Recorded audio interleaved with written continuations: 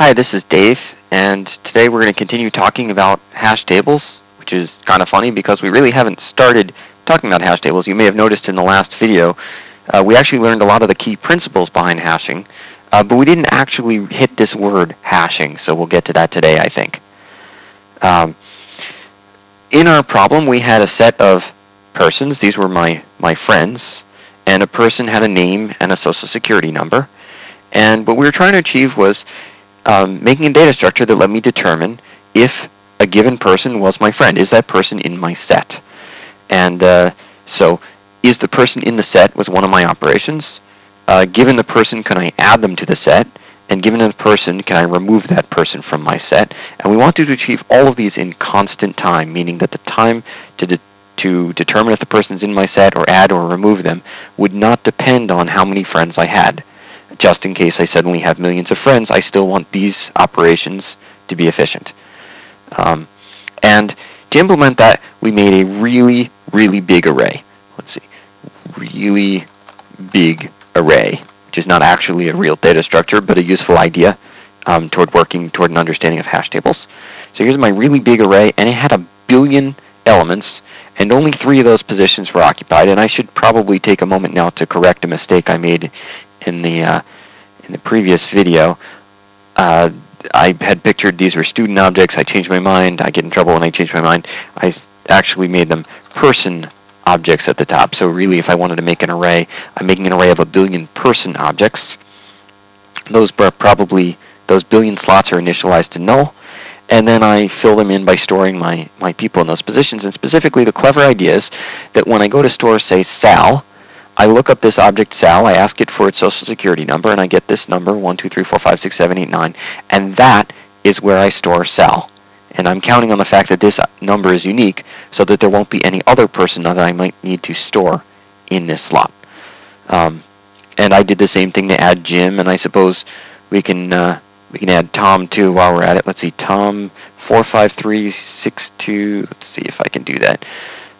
We'll put Tom maybe here, 453626531. So we asked Tom in constant time, can you tell us your social security number? And of course he can. And then we went to that position of the array, which I can do in constant time, and we put Tom there, assuming he wasn't there already. And of course there's no one else who could have been there, because no one else has that same social security number. And I think for Tom, let's see, maybe we'll just smush this all in one line. 453626531. There's Tom. Okay, so I have 3 friends in this billion element array. And we're disappointed, although we're ecstatic that we've achieved constant time, that we can determine if they're there by just jumping to that box and checking if there's really a person there. We can determine if my set contains a person, add to the set, remove in constant time. We are disappointed that the array is so big. It's really big. It's got 1 billion slots. Look at all those zeros and all those 9s for my last index. So that seems very disappointing. We're a little disappointed that we needed unique IDs, but we might be able to live with that. Maybe we can find unique ID numbers for things that aren't persons, that don't have social security numbers. We'll get to that later. And we're certainly disappointed I would have to loop over 1 billion slots in my array just to find these 3 people in it. Alright, so today we're going to see if we can solve the really big array problem. And the way we're going to do that is we're going to replace our really big array, here we go, really big array, with a medium-sized array, because we don't want to throw out the whole idea. We achieved constant time by using a big array, so maybe instead of making a really big array, we'll just make a medium-sized array. Now, what is medium-sized? Well, medium-sized might mean that instead of having 1,000 positions, a billion positions, maybe we just have 1,000 positions. So maybe the last index is index 999. Now that's going to cause great trouble for us because our algorithm really counted on the fact that we had 1 billion slots. I mean, we had these 9-digit social security numbers. Now the question is, how can we, with 9-digit social security numbers, how can we still achieve constant time and store those people in those boxes where I only have 1,000 boxes? So clearly this is a work in progress because we don't have these indexes anymore and we have to fix that. So one thing that we could do is we could observe that maybe we don't need all 9 digits to figure out where to store Sal. Maybe we could store Sal at 1, 2, 3, right? I mean, that's the first 3 digits. That's a number in the range from 0 to 999. So maybe we could use the first 3 digits of his number as the place to store Sal. It turns out that is an excellent workable solution, but it turns out that typically when we deal with hashing, and yes, we are getting toward this idea of hashing, typically we work off the last few digits, and the reason is because to get the first 3 digits is a tricky operation. I mean, you could achieve it here by dividing by, looks like, 100,000?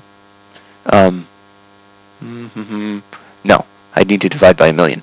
I could achieve it by dividing by 1,000,000, but if I then had 10-digit Social Security numbers instead of 9, I would have to divide by 10 million, and that's a tricky. I would need to know more about my data to figure out the first 3 digits. I need to know how many digits there are. Whereas to get the last 3 digits is a very simple operation, and it's gonna be an excellent way to go. And that's it. We're going to mod by 1,000. If you mod by 1,000, you get the last 3 digits. And in general, if you mod by the length of the array, in this case 1,000, if you mod by the length of the array, in other words, find the remainder when you divide your number by 1,000, or by the length of the array, that remainder will always be a reasonable slot number to store your element.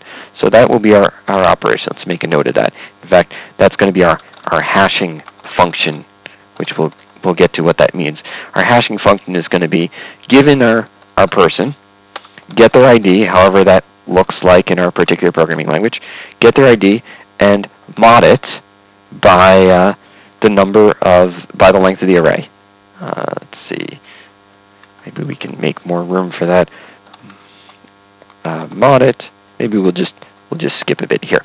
Mod it by my array length. However it looks like to ask an array for its length and mod. If it's Java, maybe I use a % here. In fact, in many languages, I would use the %. Uh-oh. There we go. In many languages, I would use the % as my mod operator, like that. Take the ID, mod it by the length of the array. Alright, so that'll be my operation, which means Sal doesn't go in box 1, 2, 3, 4, 5, 6, 7, 8, 9. There is no such box, but he can go in box 789. Although it seems unrealistic that that's where 789 actually occurs. It would probably be down here-ish somewhere. Let's not worry about Jim for the moment. Jim is going to cause us great pain. So we're going to ignore Jim and deal with Jim later. There we go. No Jim. No worrying about Jim. Jim's going to cause us great pain because the last 3 digits of Jim's Social Security number happen to be the same as Sal's, and that's a big problem we're going to need to deal with. But first, let's be optimistic and assume this problem doesn't occur.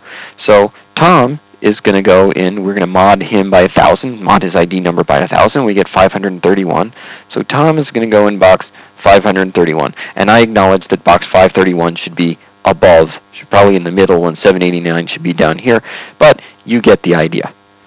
You don't want to watch me redraw this whole picture. Okay, now we want to revisit this question of, well, what are the running times? We were celebrating before, can we really still celebrate that we've achieved these great constant times now that my array is medium-sized, is 1,000 elements instead of 1 billion? Well, given a person, let's say Sal, how can I determine if Sal is in my set? Well, I ask Sal for his ID number. I get 1, 2, 3, 4, 5, 6, 7, 8, 9. I mod it by the length of my array, which was 1,000. I mod it by 1,000. The remainder when you divide this number by 1,000 is 789. I go to box 789 and I check, and there is Sal. That no part of that operation depended on the number of elements. I didn't walk through my array in any way. So, yes, constant time. I can determine if a person is in my set in constant time. Can I add someone? Well, if I wanted to add Sal, I would, same operation, get Sal, ask for his ID number, mod it by 1,000, jump to box 789, and put him there. Also constant time. Can I remove in constant time? Sure, but why would I want to remove Sal from my friends? Let's see, I would get his ID number, 789, is what I get when I find the remainder when I divide by 1,000, jump right to box 789, I find Sal, I replace it maybe with a null value, and Sal would go away if we wanted to get rid of Sal, which of course we don't. So yes, I can achieve all of these operations still in constant time without needing a billion element array. I only needed 1,000 elements here, and it starts to make us wonder, how many elements do we really need to achieve this constant time?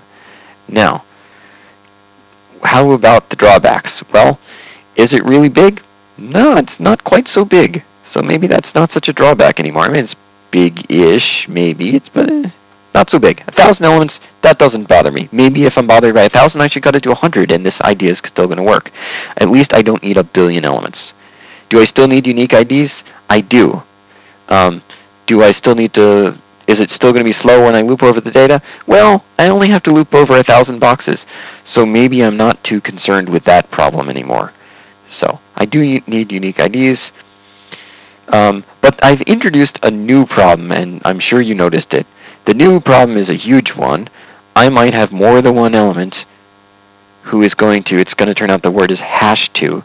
The hash function is given the person object, get the array index, and I might have more than one person object, more than one object that hashes to the same index. In this case, both Sal and Jim hash to box 789, and that's called a collision.